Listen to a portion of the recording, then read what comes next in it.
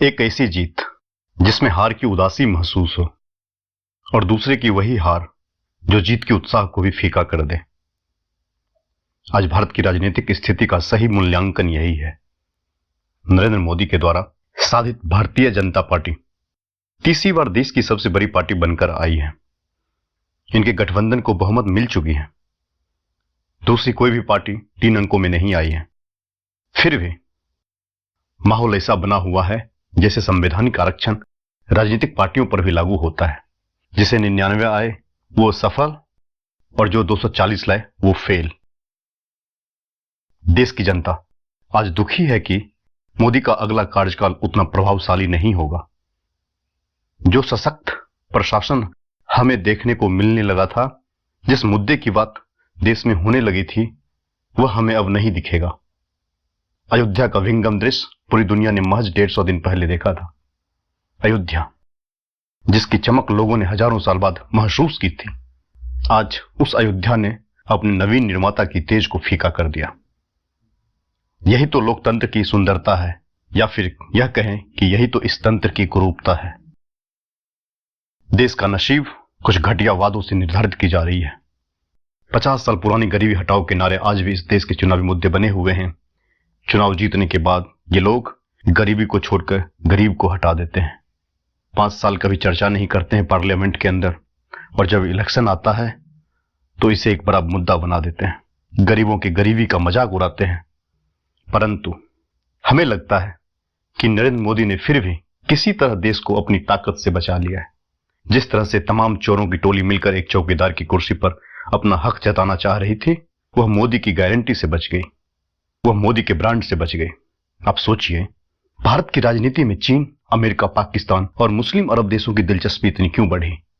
तमाम digital media से युवा के दिमाग को एक पागल यूट्यूबर ने भ्रमित कर दिया था। इलेक्शन से ठीक 12 घंटे पहले उसका वीडियो यूट्यूब पर आता। वीडियो देखकर कम से कम 15 से 20% युवा वोटर्स मोदी के खिलाफ वोट देकर आते थे। आपको पता होगा कि चुनाव से पहले यह सबको पता चल गया था कि कांग्रेस पार्टी के अकाउंट को फ्रीज कर दिया गया है।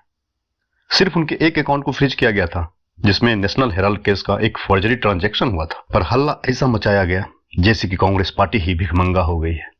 बीजेपी की तरफ से आईटी सेल्स ने कभी इसका खंडन नहीं किया और डिजिटल मीडिया पर लगातार गलत प्रचार विपक्ष के लोगों द्वारा किया जा रहा था। इस इलेक्शन में बीजेपी की आईटी सेल बिल्कुल फेल रही।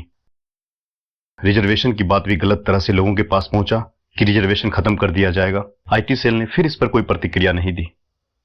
हाँ, मोदी जी ने इसका खंडन किया, लेकिन तब तक 2 फेज का इलेक्शन हो गया था। खटाखट योजना तो सबने सुना होगा, लेकिन किसी ने भी उसकी शिकायत इलेक्शन कमीशन में नहीं किया। लोगों से वादा की जा रही थी कि इलेक्शन खत्म होने के अगले दिन ही, यानी कि 5 जून को 8500 रुपया हर महिला के, हर गरीब महिला के अकाउंट में आ जाएगी। खटाखट योजना के तहत यह भी वादा किया गया था कि आंगनवाड़ी हो या मनरेगा हो, जितनी जिनकी अर्निंग होती है उसे डबल कर दी जाएगी। बाद में तो यहां तक कहना शुरू कर दिया कि राशन जो आज फ्री में मिलती है उसे भी डबल कर दिया जाएगा। इतने सारे वादे। इस वादे को देखकर आप यह तो समझ ही सकते हैं कि यह बिल्कुल ही अल्ट्रा लेफ्ट विचारधारा है। हर चीज हर किसी को फ्री में दी जाएगी। पिछली सरकार ने जितना दिया उससे डबल दी जाएगी। आप इसकी व्यवस्था कैसे करोगे? यह किसी ने प्रश्न नहीं किया, ना ही मीडिया ने और ना ही बीजेपी की आईटी सेल ने। आज बेंगलुरु और लखनऊ में कांग्रेस दफ्तर को सैकड़ों महिलाओं ने घेर लिया है। 1 लाख रुपए की मांग की, जिसका वादा राहुल गांधी ने किया था हर सभा में। अलग बात है कि उनकी सरकार नहीं बनी, पर उन महिलाओं के पास रसीद मिली थी जो कि उन्हें कांग्रेस के वोटिंग कैंपेन में दिया गया था, और बोला गया था कि आपको पहला इंस्टॉलमेंट मिलेगा जब यह रसीद आप दिखाओगे। यानी कि यह तो एक रुपया के बदले वोट वाला ही केस हुआ ना। इसकी जांच जरूर होनी चाहिए। महिला और गरीब, जो कि मोदी के कोर वोटर्स थे, इस रुपया के वादे से एकाएक पलट गए और गांधी और इंडिया अलायंस को वोट दे दिए। सभी ने राहुल के इस वादे को सुना, पर किसी भी प्लेटफॉर्म पर राहुल ने जवाब नहीं दिया कि वह 8500 रुपया प्रत्येक महिला को हर महीने की व्यवस्था कैसे करेंगे। इससे भारतीय वित्त पर कम से कम 20 लाख करोड़ हर साल का भार बढ़ेगा।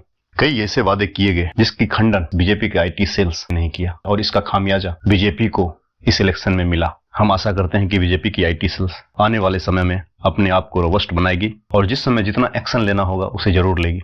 इस तरह की निंदा देश को डुबा देती है। हमें जगाना होगा अमित मालवीय को, उनकी टीम को।